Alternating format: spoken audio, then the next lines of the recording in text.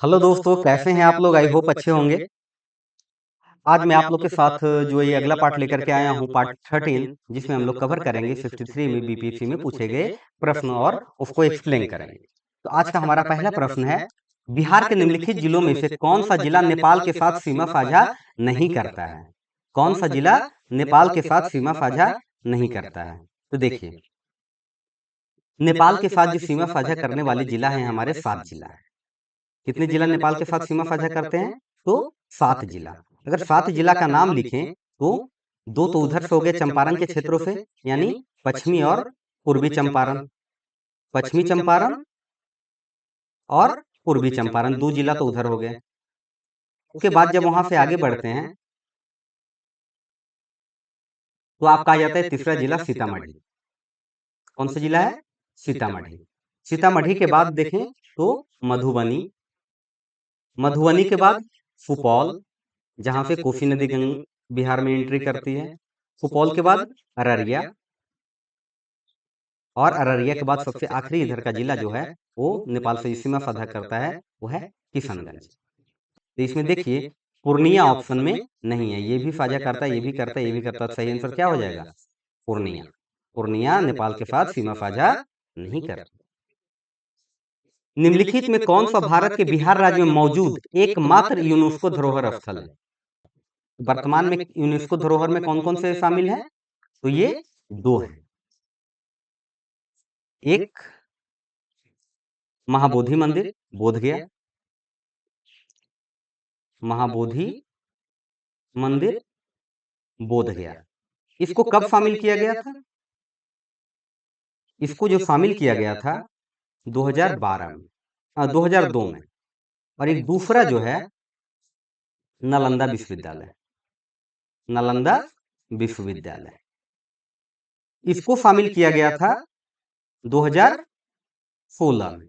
ठीक है, तो बिहार के दो स्थल हैं जो यूनेस्को में शामिल है। बाढ़ सुपर थर्मल पावर स्टेशन किस राज्य में स्थित है? बाढ़, बाढ़ एक क्षेत्र है, ठीक है, जो पटना से लगा हुआ है। तो ये है बिहार में। अगर इसकी बात बात करें तो इसे ये भी बोला जाता है, ये एक्चुअली एनटीपीसी के द्वारा बनाया गया एक थर्मल पावर स्टेशन है, जिसमें 3300 मेगावाट की एनर्जी,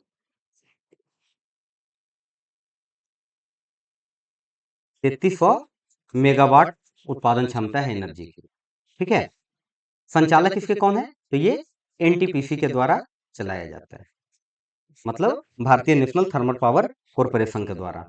इसकी स्थापना जो हुई थी ये हुआ था 1999 में। उस समय अटल जी प्रधानमंत्री थे, उन्हीं के अनुशंसा पे इसको शुरुआत किया गया था। लेकिन कॉमर्शियल रूप से जब ये चालू हुआ, कॉमर्शियल रूप से जो चालू हुआ, ये कॉमर्शियल रूप से जो चालू हुआ ये हुआ अगस्त 2014 से।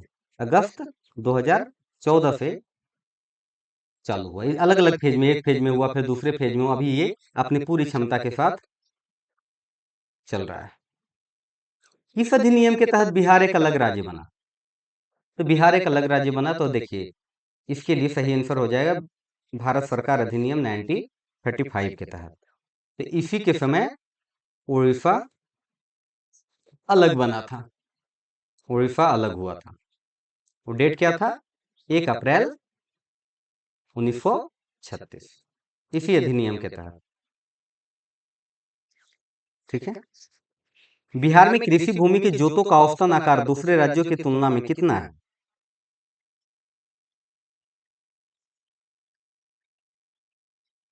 कृषि भूमि के जोतों का औसतन आकार बिहार में कृषि की भूमि की जो है ना, अगर जो देखा जाए तो थोड़ी किल्लत है, क्योंकि बिहार सबसे घनत्व जनसंख्या वाला राज्य है। तो ये न्यूनतम से द्वितीय कह सकते हैं, पीछे से सबसे दूसरे नंबर पे है। एक नंबर पे कौन है? तो सबसे कम जो ज्योतिय जो ऑप्शन है वो है केरल के पास। ठीक है, तो केरला के बाद जो अब की केरलम बन गया है, तो केरलम के बाद दूसरे नंबर पे बिहार है। एक नंबर पे केरल, दूसरे नंबर पे बिहार। तो जोतों का औसतन आकार बहुत कम। भारत की किस राज्य की वर्तमान मूल्य पर नवीनतम प्रति व्यक्ति आय न्यूनतम है? सबसे ज्यादा किसका है प्रति व्यक्ति आय? सिक्किम का है। और अगर इसमें हम लोग इंक्लूड कर दें केंद्र शासित प्रदेश भी, तो ये हो जाएगा दिल्ली। लेकिन अगर सबसे कम की बात करें तो सबसे कम में कौन है? बिहार। सबसे कम प्रति व्यक्ति आय जो है वो है बिहार का। तो एक नंबर पे सिक्किम है राज्यों में, और अगर केंद्र शासित प्रदेशों को भी ले लें तो उसमें से आ जाएगा फिर दिल्ली। ठीक है। बिहार में प्रति 1 लाख जनसंख्या पे सड़क की लंबाई कितनी है? बिहार में प्रति 1 लाख जनसंख्या पे सड़क की लंबाई, तो देखिए ये भी जो सड़क की लंबाई की भी जो बिहार में भी जो है ना, ये कम ही है। तो न्यूनतम से दूसरा स्थान पे है बिहार। 190 से 210 किलोमीटर के आसपास का लंबाई वाला सड़क अवेलेबल है। इतनी लंबाई है सड़कों की 1 लाख की जनसंख्या पे औसतन अगर जो देखा जाए तो। जबकि राष्ट्र का औसत कितना है? बिहार का जो अगर देखा जाए तो बिहार का भी जो है 190 से 210 किलोमीटर का रेंज, लेकिन लगभग। लेकिन अगर जो राष्ट्र का औसत देखे भारत का, तो भारत का है लगभग 527 किलोमीटर प्रति 1 लाख जनसंख्या पे। प्रति 1 लाख जनसंख्या पे बिहार का कितना है? लगभग मान लीजिए एवरेज 200 किलोमीटर प्रति 1 लाख की जनसंख्या पे सड़क की लंबाई प्रति लाख। तो न्यूनतम से द्वितीय स्थान पे है। लेकिन अगर बात किया जाए कि पूरे भारत में कितना प्रतिशत ये योगदान है, तो ये है 5.5% का योगदान है सड़क नेटवर्क में। पूरे भारत का जो सड़क नेटवर्क है उसका 5.5% योगदान बिहार का है। कौन सी नदी फतुहा के पास गंगा में मिलती है? तो देखिए फतुहा के पास गंगा में मिलने वाली एक नदी है पुनपुन। ठीक है। अगर पुनपुन के उद्गम स्थल की बात करें तो ये है झारखंड से इसका उद्गम स्थल है। और ये झारखंड में भी अगर देखा जाए तो पलामू का क्षेत्र से, झारखंड के पलामू क्षेत्र से। और ये एक गंगा की प्रमुख सहायक नदी है पुनपुन।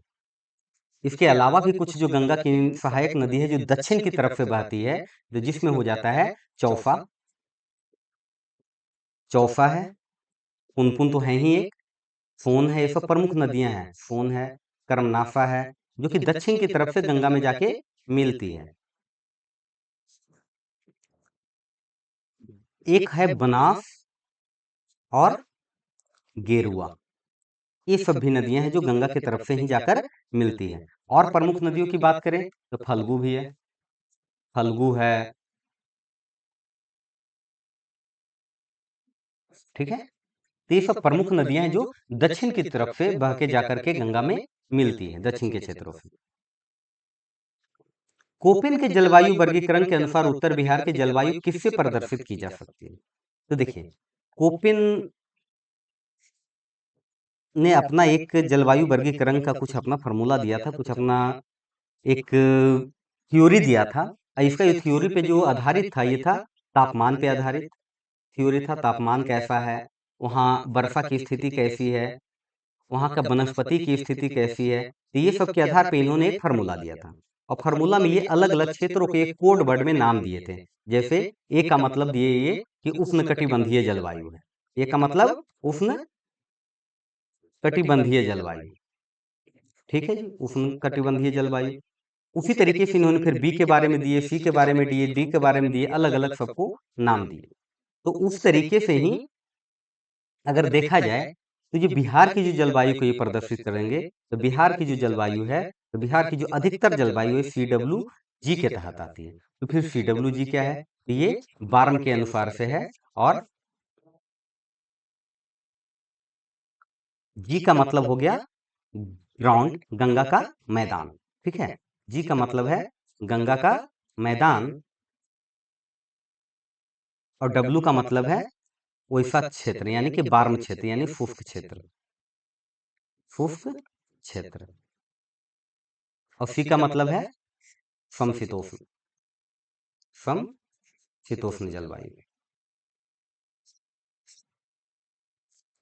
तो बिहार की जलवायु के ओपन कोड के अनुसार से CWG के तहत पूछा जाता है। ये एक्चुअली 2 से 3 बार पूछा जा चुका है BPSC के पीटी में। ठीक है। ये अगर मैं पूरा कोड यहाँ पे लिखूँ तो ए हो गया उष्णकटिबंधीय। उष्णकटिबंधीय जलवायु का मतलब तापमान 18 डिग्री सेंटीग्रेड से ज़्यादा होनी चाहिए। बी का मतलब क्या है? बी का मतलब हो गया शुष्क जलवायु। शुष्क जलवायु, जहाँ की वाष्पीकरण की मात्रा वर्षा में से ज़्यादा हो।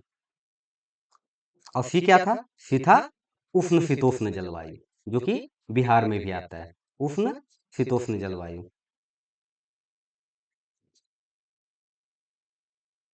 डी की बात करें तो डी का किस कोड का? तो शीत हिम, बिल्कुल ठंडा वाला, जहाँ के टेम्परेचर -10 डिग्री सेंटीग्रेड से कम हो। और ई को दिखाया गया है कोड में ध्रुवीय जलवायु, जो ध्रुव पे होता है पूरा, -10 डिग्री से कम टेम्परेचर, तो ध्रुवीय जलवायु। तो इस तरीके से A B C D E के 5 तर्क है। इसके अलावा जो छोटे छोटे कोड लगे हैं, बार्न, बार्न का मतलब सशीतोष्ण, शुष्क क्षेत्र। तो इसी तरीके से ये कोपेन का कोड है। मुजफ्फरपुर, दरभंगा तथा चंपारण जिलों में कौन सी मिट्टी अधिकांशतः पाई जाती है? मुजफ्फरपुर, दरभंगा दरभंगा और चंपारण, तो ये क्षेत्रों की अगर जो बात करें तो ये सब के जो अनुसार से देखा जाए तो सबसे ज़्यादा नवीन जलोढ़ मिट्टियाँ इधर हैं। कौन सी ज़्यादा मिट्टियाँ हैं? नवीन जलोढ़ मिट्टियाँ हैं इधर, जो कि नवीन जलोढ़ मिट्टी को क्या बोलते हैं? खादर भी बोलते हैं। खादर का मतलब ज़्यादा उपजाऊ। ठीक है। बिहार का सर्वाधिक जूट उत्पादन जिला, सबसे ज़्यादा जूट उत्पादन वाला जिला, तो देखिए बिहार का जूट उत्पादन में दूसरा नंबर है। बिहार का भारत में जूट उत्पादन में दूसरा स्थान। तो इसमें से बिहार का कौन सा वो जिला है जहां सबसे ज्यादा जूट उत्पादन होता है? तो वो जिला है पूर्णिया जिला। ठीक है। कौन सा जिला है? पूर्णिया जिला। त्रिवेणी नहर किस नदी पे निर्मित है? तो त्रिवेणी नहर है गंडक नदी पे। कहाँ है? गंडक नदी पे। तो गंडक नदी में भी कहाँ? तो चंपारण में। ठीक है, चंपारण जिला। 740 मीटर लंबा यहाँ पे एक बैराज भी बनाया हुआ है। ठीक है। जैन धर्म के प्रवर्तक महावीर जी का मोक्ष स्थान कहाँ था? तो ये था पावापुरी, जहाँ इनका महापरिनिर्वाण हुआ था। और ये 24वें तीर्थंकर थे। 24वें तीर्थंकर। इनको जो तीर्थंकर होते थे इनको शिक्षक भी बोला जाता था। ठीक है। 72 वर्ष की उम्र में, 72 वर्ष की उम्र में इनका निधन हुआ था। कहाँ हुआ था? पावापुरी। पावापुरी कहाँ है? बिहार के नालंदा जिले में। कैमूर पठार किसके लिए प्रसिद्ध है? तो देखिए कैमूर पठार की अगर जो बात करें तो ये दक्षिणी बिहार का क्षेत्र आ जाता है। दक्षिणी बिहार में कह सकते हैं। तो ये चूना पत्थर के लिए प्रमुख है कैमूर। ठीक है। कैमूर का पठार जो है चूना पत्थर के लिए है। और दक्षिण बिहार के क्षेत्रों में कह सकते हैं जिला रोहतास। ठीक है। स्वामी सहजानंद सरस्वती ने एक पत्रिका का प्रकाशन किया जिसका नाम था क्या? जन क्रांति, हुंकार, कृषक समाचार, विद्रोही। तो एक पत्रिका था हुंकार। ठीक है। अगर इनकी बात करें सहजानंद सरस्वती का, तो 1889 में इनका जन्म हुआ था। इन्होंने 1929 में बिहार में प्रांतीय किसान सभा, बिहार प्रांतीय किसान सभा का गठन किया। और 1936 में अखिल भारतीय किसान सभा का गठन किया। अखिल भारतीय किसान सभा का गठन किया। ठीक है। क्यों इन्होंने ऐसा, ये हुंकार, ये जो पत्रिका जो इनका जो छपता था, ये किस लिए? क्योंकि ताकि किसानों में चेतना जगे, एक क्रांति जगे। पटना में 1913 में अनुशीलन समिति का एक शाखा का स्थापना किसने किया था? तो 1913 में किया गया था सचिंद्र नाथ सन्याल के द्वारा। ठीक है। तो हिंदुस्तान रिपब्लिक एसोसिएशन के भी संस्थापक यही थे। और इन्होंने पटना में भी अनुशीलन समिति का एक ब्रांच के तौर पे यहाँ पे शुरुआत किया, जिसके अध्यक्ष थे। 22-23 में मुंगेर में किसान सभा का गठन किसने किया था? 1922-23 में। ये किया गया था मोहम्मद जुबैर के द्वारा। इसमें दो लोग थे, मोहम्मद जुबैर और श्री कृष्ण सिंह। तो आंसर क्या हो जाएगा? ई। तो श्री कृष्ण सिंह थे इसमें उपाध्यक्ष। ठीक है। और मोहम्मद जुबैर थे अध्यक्ष। तो इन्होंने ही 1922-23 में मुंगेर में किसान सभा का गठन किया था। ठीक है। 1934 में बनी बिहार सोशलिस्ट पार्टी के सचिव कौन थे? तो बिहार सोशलिस्ट पार्टी का बात किया जाए, देखिए एक बना था 1931 में, और यही आगे चल के फिर 1934 में बना, जिसके सचिव कौन थे? तो 1931 में जो बना था, सचिव थे जयप्रकाश नारायण और अध्यक्ष थे नरेंद्र देव। अध्यक्ष कौन थे? नरेंद्र देव, और सचिव थे जयप्रकाश नारायण। ठीक है, सचिव कौन थे? तो जयप्रकाश नारायण। ठीक है।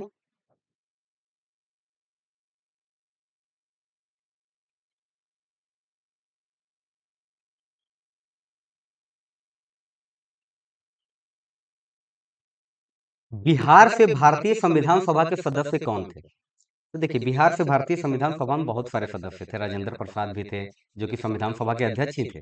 एन सिन्हा थे, जगजीवन राम भी थे, श्यामनंदन प्रसाद मिश्रा भी थे। तो बहुत सारे लोग थे। ठीक है, सत्यनारायण सिन्हा और भी बहुत सारे लोग थे। तो इसमें सही आंसर हो जाएगा इनमें से कोई नहीं। तो दो लोग इसमें से प्रमुख थे।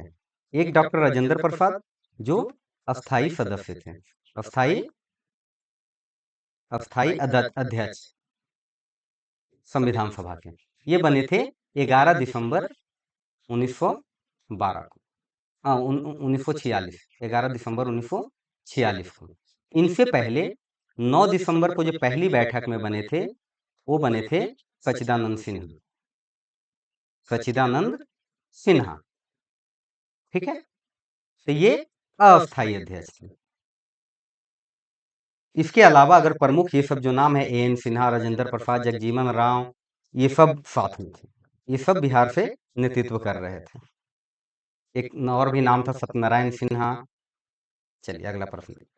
बिहार में 1937 में गठित 1937 में गठित प्रथम भारतीय मंत्रिमंडल का नेतृत्व किसने किया था? तो ये किया गया था मोहम्मद यूनुस के द्वारा। लेकिन ये सरकार बहुत जल्दी अल्पमत में आ जाती है, और अब अल्पमत में आने का कारण ये भंग हो जाता है 3 महीना के अंदर ही, 3 माह के अंदर ही। ठीक है। उस समय पद होता था प्रधानमंत्री का, जो वर्तमान में मुख्यमंत्री का पद होता है। तो उस तरीके से प्रधानमंत्री बने थे मोहम्मद यूनुस, लेकिन बहुमत साबित नहीं कर पाए। बहुमत साबित नहीं कर पाए तो फिर इस्तीफा देना पड़ा। उसके बाद नई सरकार का जो गठन हुआ, वो हुआ श्री कृष्ण सिंह का। ठीक है, इनके नेतृत्व में नई सरकार का गठन हुआ था। लेकिन अगर पूछा जाए 1937 में गठित प्रथम भारतीय मंत्रिमंडल, तो प्रथम भारतीय मंत्रिमंडल में हमेशा आएगा मोहम्मद यूनुस का नाम। पटना लॉन का गांधी मैदान के रूप में नामांकन कब किया गया? 1824 से 1948 तक इसका जो मैदान का जो नाम था, वो था पटना लॉन। पटना लॉन। ठीक है। भारत छोड़ो आंदोलन के समय ये मैदान जो है नए आंदोलनकारियों का एक अड्डा बन गया था, प्रमुख केंद्र रहा था। ठीक है। और गांधी जी की मृत्यु के बाद इसका नाम पड़ गया गांधी मैदान। कब? 1948 में। हाँ, तो आज का देखिए आखिरी प्रश्न होगा, बंगाल विभाजन की घोषणा की गई कब? बंगाल विभाजन की घोषणा। तो बंगाल विभाजन की अगर घोषणा की बात करें, तो बंगाल विभाजन की घोषणा हुई थी जुलाई 1905 में। 19 जुलाई 1905 का को घोषणा किया गया था। तो घोषणा कब हुई थी? 19 जुलाई 1905 को। किसके द्वारा? करजन के द्वारा। लॉर्ड करजन के द्वारा ये थे उस समय के तत्कालीन वायसराय। लेकिन 16 अक्टूबर 1905 से ये प्रभावी हो गया था। ये प्रभावी हो गया था घोषणा, मतलब कि इसकी पूरा शुरुआत हो गई थी। दोनों का अनुसार से जब प्रभावी होने के उसके बाद क्या हुआ अभी भारत में? एक आंदोलन चला जो था स्वदेशी आंदोलन। स्वदेशी आंदोलन की शुरुआत हुई थी बंगाल विभाजन के बाद। आगे के बाद फिर बंगाल विभाजन को खत्म कब किया गया, रद्द कब किया गया? तो एक रद्द करने की जो घोषणा की गई, ये किया गया 12 दिसंबर 1911 को। कहाँ? दिल्ली दरबार में। उस समय आए हुए थे किंग जॉर्ज पंचम। ठीक है, तो आज के लिए इतना ही। जो लोग नए हैं इस चैनल को लाइक कीजिए, शेयर कीजिए, सब्सक्राइब कीजिए, दोस्तों में बताइए। ठीक है, धन्यवाद।